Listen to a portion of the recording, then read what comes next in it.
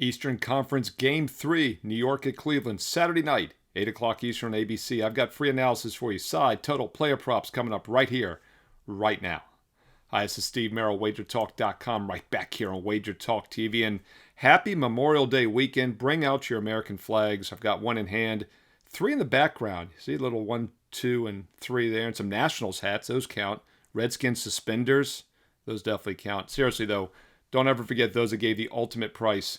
Memorial Day. That's why we're able to talk sports betting here this weekend on Wager Talk TV. And by the way, if you are a vet, if you've served, if you're active duty, retired, have a family member that served, please comment below. I read the comments and reply back. I'd like to give you a salute, and I'm sure tens of thousands of viewers here would like to as well this Memorial Day weekend.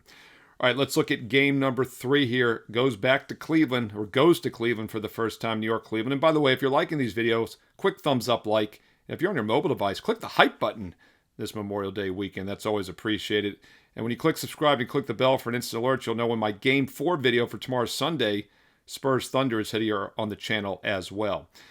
Now they head to Cleveland, down 0-2. Cavaliers, of course, had a 22-point lead in Game 1 and blew that lead on Tuesday night. And as expected, they didn't have much left in the tank in game number 2 on Thursday. I gave you a free play on the Knicks in both games 1 and 2.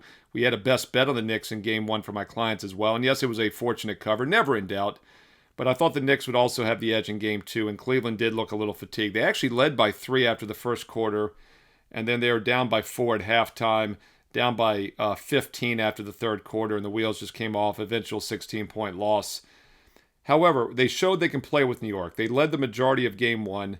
And now that they're back at home down 0-2, yes, it's a must-win situation, and it does seem a little obvious that they have to be the play-on team here, but it works. Historically speaking, Game 3 home teams down 0-2 play extremely well. Now, the odds makers have caught on to this trend, so have the betting public, and the lines are inflated. With that said, though, we're still getting Cleveland in a basic straight-up win situation here in game number 3 on Saturday night, as the current line about minus 2.5 in most locations. And you could also look at the first quarter of the first half. One angle that's worked really well is the first half for teams down 0-2 back at home in Game 3. And once again, the odds makers have caught on that trend as well. The full game is minus 2.5. The first half line is minus 2. There are even some 2.5s out there at some books. So the first half line is basically the same as the full game line. We've seen some situations in the past, though, where the first half line is higher than the full game line. So I like Cleveland first half, Cleveland full game. You could even look Cleveland first quarter if you wanted to get a little more creative and get that price down a bit. They're minus 1, 1.5 in the first quarter. And even in that loss, as I said in game 2 the other night, they did lead by 3 after the first quarter. New York's red hot. 9 straight wins in the postseason. But don't forget, they were down 2-1 against Atlanta. They actually lost game 3 on the road at Atlanta. They have since won 9 straight games.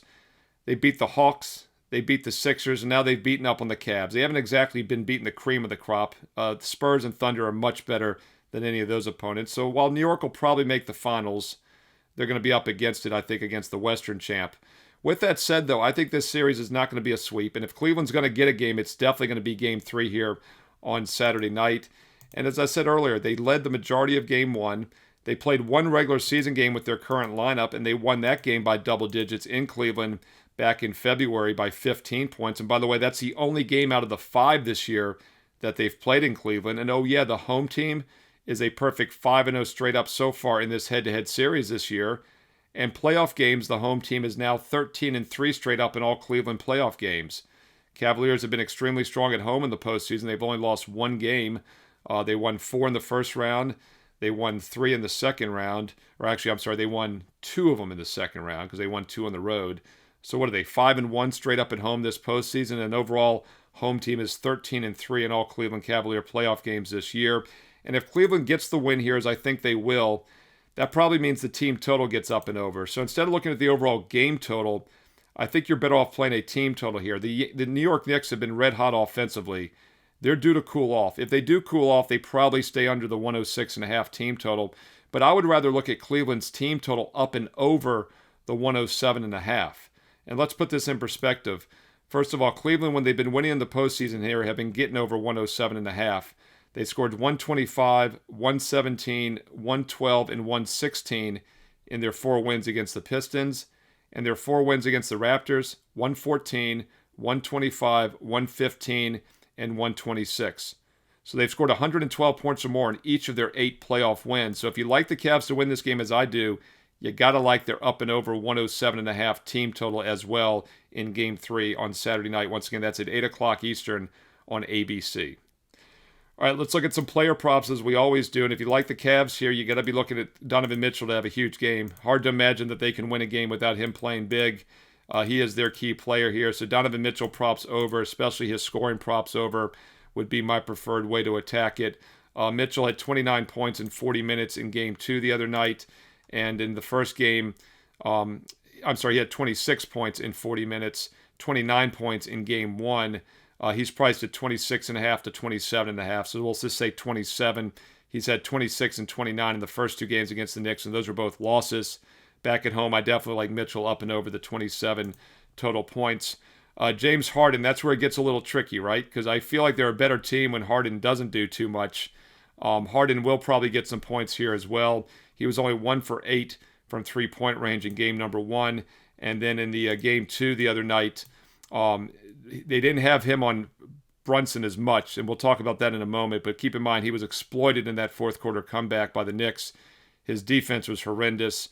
Putting him on weaker players, or at least trying to, probably will open up his offense a bit. So James Harden probably has a decent game here. He's been scoring around that 18 points here so far in this series. He had 18 in Game 2 the other night, and in the first game, as I mentioned earlier in the week, he had 15. He's probably due for a breakout game. Do we dare play Harden over? Could also play his assist prop over.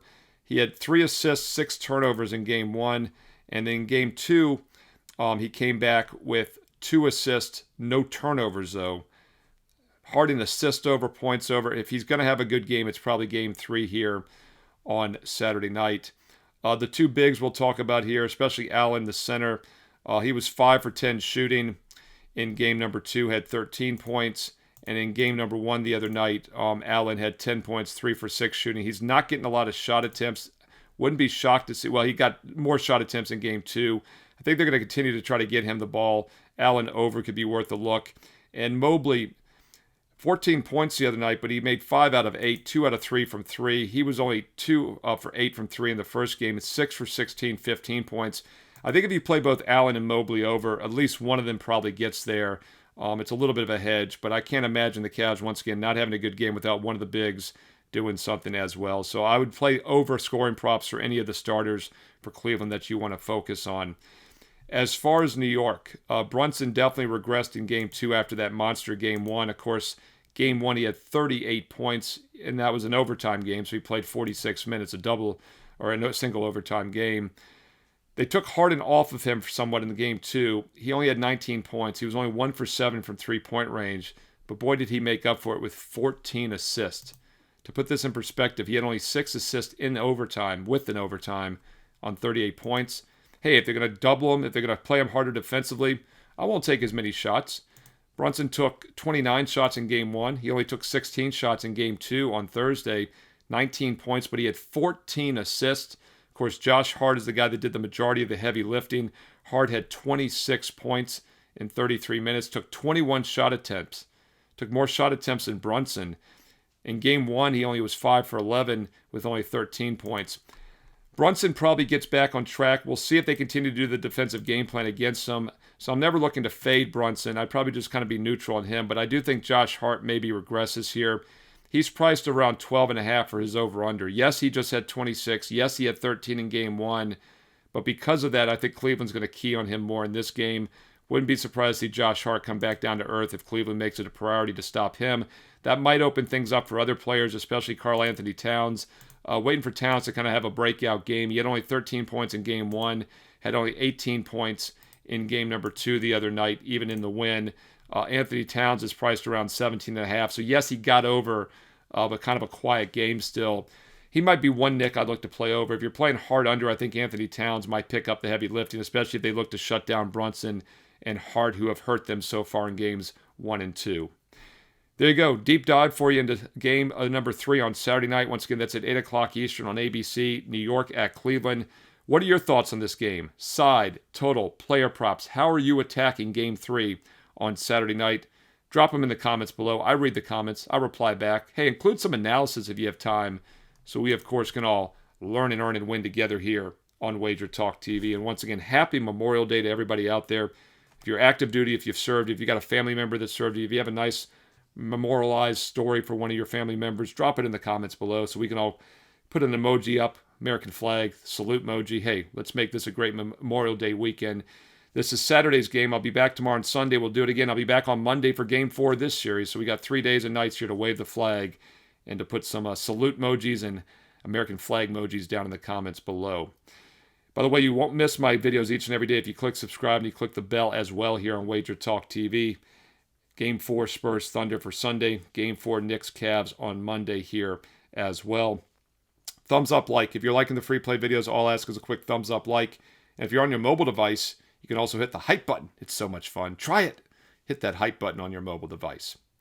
Now, when I'm giving you free plays each and every day here in the videos, a lot of them are light TV leans only. Just gave you a ton of player props, some ways to attack the Cavs as well. 1% of bankroll is appropriate for all the light TV leans. Some of these do make my client card, though. If you want to see my official best bets each and every day, go to my page, Steve Merril, wagertalk.com. And while you're there, check out the daily free play, bonus free play each and every day on my page, which is truly the last cut, just a bit outside from being a best bet. So that one you might want to treat as a 2% opinion. And then, of course, the best bets are strong 4% plays. Get Saturday's top best bets, NBA, Major League Baseball each and every day on my page. And save big with some May specials right now. 3 days for just $49. That's right, 3 days for just $49. Normally 1 day is $39. 3 days is just $49. No promo code needed. Or how about 40 days for the price of $30 and $100 off? What? 30 days is normally $299. Nope. Just $199, and we're including 10 more bonus days. So it's 40 days for just $199. Don't tell anybody, but I think they made a mistake. No, seriously, it's a great special. 40 days for just $199. No promo code needed. That's all sports, all access every day. The rest of the NBA playoffs, Major League Baseball every day as well. Or, of course, if you're ready to take that serious long-term investment approach, 1 year all access is the way to go, and the price has never been better. The price is right, Bob Barker, for about $1 a play. Instant $811 discount right now on the 1 year all access, which gets you every college and pro football play for the entire season coming up, all of next year's college basketball start to finish, all of next year's NBA regular season through the first 2 rounds of the playoffs, the rest of this year's playoffs, the rest of this year's baseball into next year's baseball. You get the point. It is 365 straight days of all sports, all access, and with the instant $811 discount that's available right now, it works out to about $1 a play. Don't miss out. Doesn't matter if you get 1 game, 3 days, 1 month, 1 year. Everyone gets the same best bets every day, the same plays I'm personally using, and it's always been that way since I started 30 years ago. This August will be my 30th anniversary. August of 1996 is when I became a full-time professional sports bettor and handicapper, and it's always been the same. If I'm using a game, every client gets it. Go get my strong best bets for Saturday, along with that free bonus play right now on my page, Steve Merril, wagertalk.com, and hey, get there quicker with shortcut wt.buzz/SM. Like, subscribe, comment below, wave your American flag, thank a veteran this weekend for Memorial Day weekend, and also follow me on social media at Steve Merril, 2 R's, 1 L, MERRIL, at Steve Merril on X and Instagram. And stay tuned here to Wager Talk TV because you also know there's more free play videos coming up next.